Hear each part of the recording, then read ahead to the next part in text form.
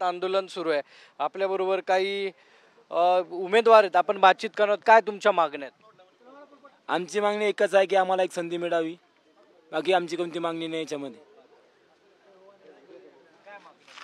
आमची मागणी आहे की आमची जी मुदतवाढ होती, जी 31 डिसेंबरला संपलेली आहे, त्या GRला सरकारने 3 महिने मुदतवाढ द्यावी आणि आम्हाला पोलीस भरतीमध्ये एक संधी द्यावी.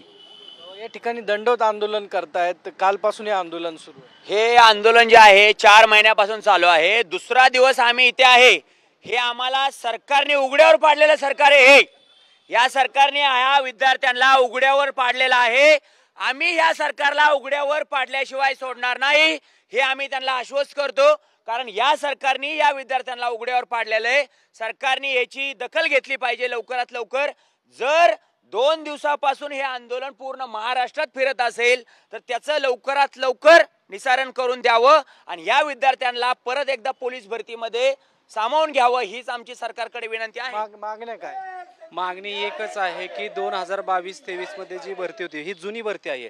त्याच्यामुळे हिवाळी अधिवेशनामध्ये फडणवीस साहेबांनी 2 वर्षाची मुदत दिली होती, परंतु ही जाहिरात ही मराठा आरक्षण असेल, SABC प्रमाणपत्र असेल, इतर कारणांमुळे ही जाहिरात लेट होत आहे. त्यामुळे आम्हाला महाराष्ट्रातील तमाम विद्यार्थ्यांकडून आमची फडणवीस साहेबांना एकच विनंती आहे की आम्हाला ही एक शेवटची संधी द्यावी या पोलीस भरतीसाठी.